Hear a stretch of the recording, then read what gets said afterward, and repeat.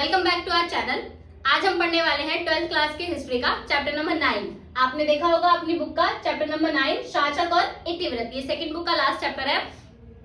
इसी के बारे में हम डिस्कस करेंगे। इस पूरे चैप्टर में पूरे चैप्टर में हम मुगल साम्राज्य के बारे में पढ़ने वाले हैं। मुगल वंश को पढ़ेंगे कि मुगल वंश में कितने शासक रहे हैं, किसने किस वर्ष तक शासन किया। ठीक है, आपने मुगलों के नाम तो सुने ही होंगे। काफी सारे शासक हैं जो प्रसिद्ध हैं, जैसे कि बाबर, हुमायूं, अकबर, शाहजहां। आपने ताजमहल देखा होगा तो उनका नाम तो सुना ही होगा। घूमने जाते हो आप, कितने सारी बिल्डिंग्स बनी हुई है, जैसे कुतुब मीनार, लाल किला, ताजमहल। ठीक है, तो हुमायूं का मकबरा, ये सब इन्हीं से जुड़ी हुई हैं। तो हम इन्हीं के बारे में पढ़ने वाले हैं। बेसिकली हम मुगल वंश के बारे में ही इसमें पढ़ेंगे। तो सबसे पहले हम इसका नाम देख लेते हैं, शासक। शासक का मतलब होता है राजा। इतिवृत्त, इतिवृत्त का मतलब होता है इतिहास, यानी कि ऐसी पुस्तकें या ऐसे ग्रंथ जिनमें उन राजाओं का इतिहास लिखा हो। ठीक है, तो उनको ही इतिवृत्त कहते हैं। और जो अंग्रेजी इतिहासकार होते हैं वो इन्हें क्रॉनिकल्स की संज्ञा देते हैं। क्लियर? आगे बढ़ते हैं। अभी मैंने आपको बताया हम इसमें मुगल वंश के बारे में पढ़ने वाले हैं। तो आखिर मुगल वंश का संस्थापक था कौन? मुगल वंश का जो संस्थापक था वो बाबर था। जहीरुद्दीन बाबर उनका पूरा नाम था। जो जहीरुद्दीन बाबर थे वो मध्य एशिया के स्वदेश फरगाना में रहते थे। उस टाइम पे तैमूर का शासन था फरगाना में। कहाँ की बात कर रही हूँ मैं? मध्य एशिया की। फरगाना में तैमूर का शासन था। तैमूर जो थे काफी प्रसिद्ध शासक थे, काफी प्रतापी राजा रहे हैं। आपने तैमूर का नाम सुना होगा। हाल फिलहाल में अभी करीना कपूर ने अपने बेटे का नाम भी तैमूर रखा है, तो आप उससे रिलेट करके याद रख सकते हैं। सिर्फ याद रखने के लिए है कि उनके बेटे का नाम तैमूर है। तो जो फरगाना के शासक थे वो भी तैमूर थे। क्लियर? तो उस टाइम पे तैमूर का शासन था और तैमूर के वंश ही थे बाबर। जब बाबर ने फरगाना को संभाला, यानी कि फरगाना की गद्दी पे वो स्थापित हुए, तो उनके जो प्रतिद्वंदी थे वो थे उजबेक। उन्होंने उन पे हमला कर दिया। अब जो बाबर थे वो कमजोर पड़ गए और बाबर को अपना राजपाट छोड़कर वहां से जाना पड़ा। क्लियर? अब फरगाना पे किसका राजपाट स्थापित हो गया था? उजबेकों का। अब जो बाबर थे वो तो वहां से चले गए थे। अब बाबर के सामने प्रॉब्लम ये थी कि वो अपना राजपाट कहाँ स्थापित करेंगे, कहाँ जाएंगे। तो बाबर ने स्वयं को सबसे पहले इंडिया में, हम इंडिया की बात कर रहे हैं ना, कि इंडिया में उन्होंने कहाँ कहाँ शासन किया था, मुगल वंश कैसे स्थापित हुआ। तो सबसे पहले जो संस्थापक थे मुगलों के वो बाबर थे। वो सबसे पहले इंडिया आए थे और उन्होंने खुद को काबुल में स्थापित किया था। कहाँ किया था? काबुल में। आप जानते ही होंगे काबुल अफगानिस्तान की राजधानी है। तो अफगान वाला पार्ट कौन सा होता है? ऐसे कुछ इंडिया होता है, यहाँ पे पाक होता है, पाक है, और यहाँ पे पाक यानी पाकिस्तान, यहाँ पे क्या है? अफगानिस्तान। तो अफगानिस्तान की राजधानी है काबुल। तो उन्होंने सबसे पहले स्वयं को काबुल में स्थापित किया। किसने? बाबर ने। क्लियर? अब अपनी जो उनके संगठन थे जिनके साथ वो आए थे अपनी थोड़ी बहुत सेना को लेके, अब उनकी जरूरतों को पूरा करने के लिए उन्होंने काबुल में पहले स्थापित हो गए थे। अब उन्होंने आगे की तरफ बढ़ना शुरू कर दिया, मतलब अपने राजपाट का विस्तार आगे की तरफ करना स्टार्ट कर दिया। अब दिल्ली सल्तनत उस टाइम पे शासन में थी। तो अब सबसे पहले हम देख लेते हैं कि इंडिया में उस टाइम पे किसका शासन था। बाबर आ गए थे काबुल तक। क्लियर? अब यहाँ पे जो शासन था, पहले भी तो कोई राजा रहे होंगे ना, तो उस टाइम पे सल्तनत काल चल रहा था। आप जानते हैं सल्तनत काल 1206 से 1526 तक चला। ठीक है, इसके जो फेमस और प्रसिद्ध शासक रहे हैं उनके बारे में हम जान लेते हैं। सबसे पहले यहाँ पे गुलाम वंश ने शासन किया, फिर खिलजी वंश ने, उसके बाद तुगलक वंश ने, उसके बाद सैयद वंश आया, और जो लास्ट वंश रहे थे वो थे लोधी वंश। ठीक है, इन्हीं के आखिरी शासक थे जिनका नाम था इब्राहिम लोधी। क्या नाम था? इब्राहिम लोधी। देखो इनका लास्ट टाइम पीरियड मैंने लिखा हुआ है यहाँ पे 1526। 1206 से 1526 तक ही सल्तनत काल चला था। उसके बाद मुगल काल आ गया था। तो जो इब्राहिम लोधी थे वो 1526 में शासन किया था उन्होंने आखिरी, और फिर बाबर आए थे। तो इब्राहिम लोधी और बाबर के बीच एक हुआ था युद्ध। बहुत ज्यादा प्रसिद्ध युद्ध था और इसके ऊपर क्वेश्चन बहुत ज्यादा पूछा जाता है। तो आप याद रखना कि इब्राहिम लोधी और बाबर के बीच 1526 में एक युद्ध हुआ था जिसे प्रथम पानीपत युद्ध के नाम से जाना जाता है। क्लियर? मैं दोबारा रिपीट कर रही हूँ कि 1526 में युद्ध हुआ था जब बाबर इंडिया आ गए थे, और किसके बीच हुआ था? इब्राहिम लोधी के बीच, जिसे प्रथम पानीपत युद्ध के नाम से जाना जाता है। आई होप आपको याद रहेगा। मैंने आपके लिए लिखा हुआ भी है कि प्रथम पानीपत युद्ध जो कि बाबर वर्सेस इब्राहिम लोधी के बीच में हुआ था, और इस युद्ध में इब्राहिम लोधी पराजित हो गए थे और बाबर ने विजय प्राप्त कर ली थी। अब पूरा जो अब ये सल्तनत काल था समाप्त हो गया था। अब कौन सा काल आ गया था? मुगल वंश यानी मुगल काल। तो हम इसी के बारे में पढ़ेंगे। जो सबसे पहले शासक बने वो कौन बने? बाबर, क्योंकि उन्होंने इब्राहिम लोधी को हराया। याद रहेगा ना आपको। और इनका टाइम पीरियड क्या रहेगा? 1526, क्योंकि 1526 में ही ये इन्होंने युद्ध लड़ा था और भारत को अपना बना लिया था। क्लियर। अब देखिए महान महान शासक बाबर, हुमायूं, अकबर, जहांगीर, शाहजहां, औरंगजेब, यहाँ तक कि आपको शासकों के नाम याद रखने ही पड़ेंगे, कैसे भी करो।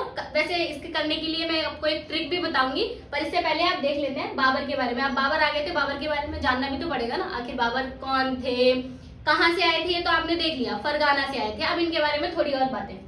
जो ये बाबर थे, इन्होंने मुगल वंश की स्थापना कर दी, लेकिन मैं क्या बोल रही हूँ बार बार, मुगल तो मैं बोल रही हूँ, लेकिन इन्होंने कभी भी स्वयं के लिए मुगल नाम नहीं चुना था। ये स्वयं को क्या कहते थे, तैमूरी। क्यों कहते थे, इन्हें मुगल नाम बिल्कुल भी पसंद नहीं था। ये मुगल शब्द से ईर्ष्या करते थे और अपने आप को तैमूरी कहते थे। वो इसलिए कहते थे क्योंकि जो बाबर थे वो पितृपक्ष से तैमूर के वंशज थे और मातृपक्ष से चंगेज खान से संबंधित थे।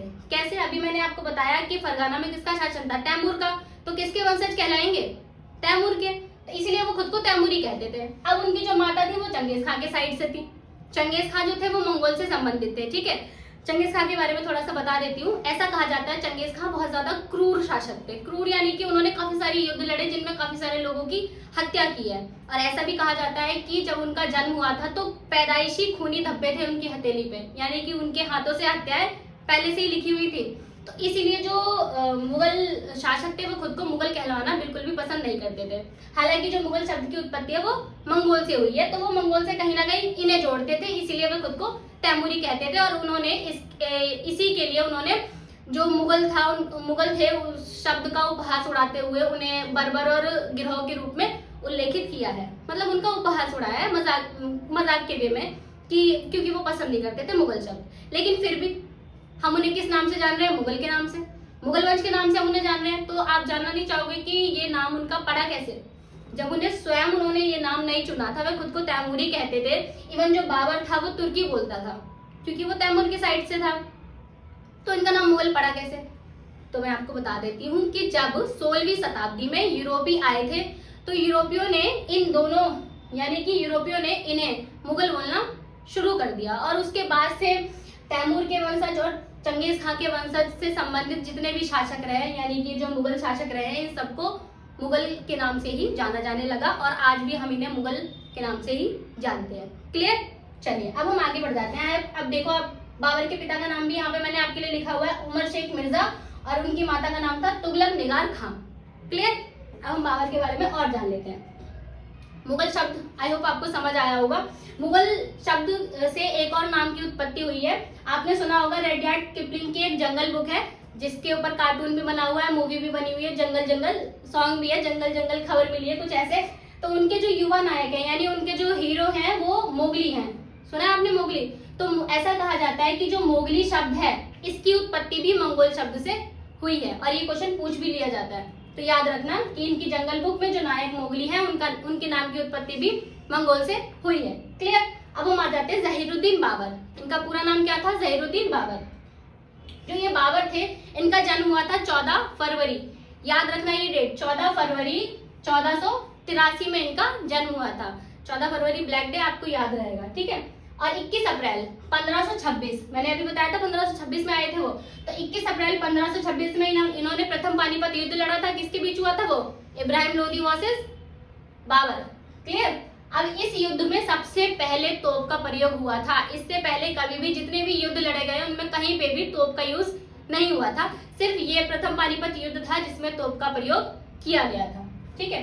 अब देखो, जब ये बाबर आ गए थे 1526 में, उनका शासन रहा था 1530 तक। इन्होंने कभी भी अपनी लाइफ में, मतलब जब तक इन्होंने शासन किया, 30 में इनकी मृत्यु हो गई थी, तब तक इन्होंने लगातार युद्ध लड़ते ही रहे ये। अब आप देख सकते हो 1526 में, इसकी मैं एक ट्रिक भी बताऊंगी। 1526 में उन्होंने युद्ध लड़ा, 27 में युद्ध लड़ा, 28 में लड़ा और 29 में भी लड़ा। अब इन युद्धों के नाम आप कहोगे कि मैम इतने सारे युद्ध कैसे नाम याद रखेंगे, इतने सारे शासक कैसे नाम याद रखेंगे, पर मैं आपको बता देती हूँ। देखिए, पान खा चल घर, याद रहेगा, पान खा चल घर। पान से पानीपत का युद्ध लड़ा इन्होंने, खा से खानवा का युद्ध लड़ा, चल से चंदेरी और घा से घाघरा का युद्ध लड़ा, याद रहेगा। चलिए आगे बढ़ते हैं। तो ये जो युद्ध थे इन्होंने लगातार लड़े थे, तो आपको डेट भी याद करने में कोई प्रॉब्लम नहीं होगी। 26, 27, 28, 29, ठीक है। 30 में इनकी मृत्यु हो गई थी। इन्होंने अपने साम्राज्य को अच्छे खासे तरीके से संभाला क्योंकि इनका कंपटीशन बहुत ज्यादा था, इसलिए इन्होंने हर साल युद्ध लड़े अपने साम्राज्य को बचाए रखने के लिए। कई सारे शासक थे जिनकी दृष्टि थी भारत के ऊपर की क्यों ना हमारा शासन यहाँ हो, लेकिन जो बाबर थे उन्होंने बिल्कुल भी हार नहीं मानी। आप देख सकते हो सारे युद्धों में उन्होंने विजय प्राप्त की और आखिर में 1530 में उनकी मृत्यु हो गई थी। अब जो उनके उत्तराधिकारी बने वो कौन बने? नसीरुद्दीन हुमायूं। उत्तराधिकारी किसे कहा जाता है? जब राजा की मृत्यु हो जाती है तो अगला शासक जो बनता है, ठीक है। तो जो ये हुमायूं थे वो बाबर के पुत्र थे। क्लियर? पूरा नाम नसीरुद्दीन हुमायूं, बाबर का नाम जहीरुद्दीन बाबर। याद रखना, थोड़े नाम इनके अटपटे से होते हैं लेकिन याद रखने पड़ेंगे आपको। नसीरुद्दीन हुमायूं। अब देखो इनका टाइम पीरियड है 30 से लेके 40 तक और 55 से लेके 56 तक। इनके 2 टाइम पीरियड लिखे हैं मैंने, क्यों? तो इसके पीछे एक स्टोरी है। सबसे पहले बाबर की मृत्यु के बाद ये 30 से 40 तक 10 साल तक इन्होंने शासन किया। उसके बाद ये जो गैप है बीच में वो क्यों है? वो इसलिए है कि 1540 में शेरशाह सूर, आपने शेरशाह सूरी का नाम सुना होगा, उन्होंने इनके ऊपर आक्रमण कर दिया था। 40 में 10 साल शासन करने के बाद 40 में उन्होंने इनके ऊपर आक्रमण कर दिया था। और उस टाइम पे शेरशाह सूरी जो थे वो हुमायूं से काफी ज्यादा ताकतवर थे, बलशाली थे। उनकी जो सेना थी वो काफी अच्छी थी बाबर के अकॉर्डिंग, तो वो जीत गए थे। और जो बाबर के अकॉर्डिंग नहीं, हुमायूं के अकॉर्डिंग वो जीत गए थे और हुमायूं की पराजय हो गई थी, यानी कि वो हार गए थे। क्लियर? अब किसका शासन यहाँ स्थापित हो गया था? शेरशाह सूरी का। अब इसी बीच जब शेरशाह सूरी यहाँ शासन करने लग गए थे तो मजबूरन शेरशाह सूरी ने उन्हें मजबूर कर दिया था ईरानी सफावी शासकों के यहाँ पे जाने के लिए। तो जो हुमायूं थे वो ईरानी सफावी के यहाँ जाके उन्होंने शरण ले ली थी और उसके बाद उन्होंने वहां पे कुछ साल बिताए, काफी सारे राजाओं से अपने संबंध स्थापित किए, अच्छे संबंध स्थापित किए ताकि उनकी फौज इकट्ठी हो सके और उसके बाद वो दोबारा से अपना राजपाट वापस प्राप्त कर सके। ऐसा हुआ भी। उन्होंने जब ईरानियों के वहां पे वो चले गए थे फिर उन्होंने अपनी सेना इकट्ठी की, काफी सारे शासकों से संबंध बनाए। उसके बाद उन्होंने 1555 में दोबारा से युद्ध किया। किससे? शेरशाह सूरी से। और इस युद्ध में जो हुमायूं थे उनकी जीत हुई थी और शेरशाह सूरी हार गए थे। ठीक है, इसीलिए इनके 2 टाइम पीरियड है, 40 तक, फिर उसके बाद जो गैप रहा उसमें शेरशाह सूरी राजा रहे थे। उसके बाद 1555 में वो फिर आ गए थे। लेकिन इनको बदनसीब राजा भी कहा जाता है क्योंकि इन्होंने अपनी जीत तो हासिल कर ली, अपना राजपाट हासिल कर लिया, लेकिन फिर भी 1555 में हासिल किया और 56 में उनकी मृत्यु हो गई, यानी कि वो सिर्फ और सिर्फ 1 साल तक ही शासक रह पाए। ठीक है, इसलिए इन्हें बदनसीब राजा कहा जाता है। अब हम आ जाते हैं अगले शासक पे। अब नसीरुद्दीन हुमायूं क्लियर। अब इनके बाद इनकी जो मृत्यु हो गई थी उनके बाद शासक कौन बना? तो सबसे ज्यादा महान शासक मुगल सम्राट जिन्हें कहा जाता है अकबर, जलालुद्दीन अकबर। ये जो शासक थे बहुत ज्यादा महान थे और ये क्वेश्चन भी पूछा जाता है कि मुगल काल का सबसे महान शासक कौन है? तो अकबर है। क्लियर? अकबर का पूरा नाम जलालुद्दीन अकबर है। इनका टाइम पीरियड आप यहाँ देख सकते हो 1556 से 1605 तक। क्लियर? हुमायूं के उत्तराधिकारी मैंने आपके लिए की पॉइंट्स लिखे हैं, आप आराम से स्क्रीनशॉट ले सकते हैं इसका। हुमायूं के उत्तराधिकारी थे, यानी हुमायूं के बाद ये राजा बने थे। इन्होंने अपने साम्राज्य को काफी व्यापक रूप से विस्तार किया। इन्होंने मतलब अपने साम्राज्य को काफी आगे तक बढ़ाया। इन्होंने साम्राज्य को मजबूत बनाया, साम्राज्य को हिंद कुश पर्वत तक फैलाया। और ये क्वेश्चन भी पूछा जाता है कि ऐसा कौन सा शासक था जिन्होंने अपने साम्राज्य को हिंद कुश पर्वत तक फैलाया था या विस्तार किया था? तो अकबर था। क्लियर? अब हमने सबसे पहले बात की थी प्रथम पानीपत युद्ध की। अब आता है सेकंड पानीपत युद्ध, यानी द्वितीय पानीपत युद्ध की लड़ाई किसके बीच हुई थी? तो द्वितीय पानीपत युद्ध हुआ था 1556 में जब अकबर शासक बने थे। ठीक है, तो ये हुआ था अकबर वर्सेस हेमू के बीच। अब ये जो हेमू था ये कौन था? ये शेरशाह सूरी का ही सेनापति था जिसके साथ अकबर का युद्ध हुआ था और इसमें अकबर की जीत हो गई थी और हेमू हार गया था। ठीक है, तो 2 लड़ाई आपको याद रखनी है, प्रथम पानीपत युद्ध और द्वितीय पानीपत युद्ध। क्लियर? अब हम आते हैं मुगल वंश पे। ठीक है, ये जो शासक इतने सारे मैंने लिखे हुए हैं कि आप याद कैसे करोगे? आपने बाबर की युद्ध जैसे ट्रिक से याद किया है वैसे ही ये आपको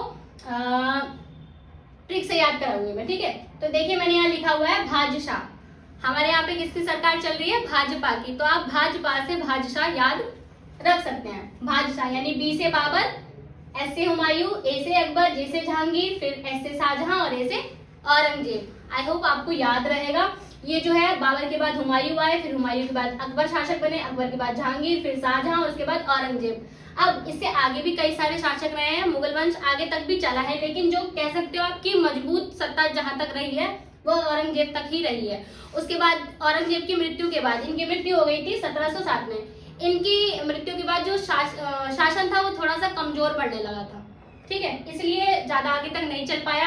1857 में जो इनके आखिरी शासक थे मुगल वंश के, जिनका नाम था बहादुर शाह जफर द्वितीय, ठीक है, इससे पहले भी एक बहादुर शाह जफर रहे हैं, इसलिए जो लास्ट शासक है वो आपको याद रखना है बहादुर शाह जफर द्वितीय, जो कि 1857 तक रहे थे। और फिर अंग्रेज आ गए थे भारत में, तो अंग्रेजों ने इन्हें गद्दी छोड़ने के लिए मजबूर कर दिया था और फिर इन्हें रंगून की जेल में भेज दिया था। मैंने यहाँ लिखा हुआ भी आप देख सकते हैं। इस पूरे चैप्टर में पूरा का पूरा मुगल वंश बताया गया है, जिसे आपको याद रखना है। मैं भी साइड हो जाऊंगी, आप स्क्रीनशॉट ले लेना। ये जो की पॉइंट्स हैं ये आपको हेल्प करेंगे क्वेश्चन आंसर लिखने में। क्लियर? Thanks for watching. अब हम मिलते हैं नेक्स्ट वीडियो के साथ।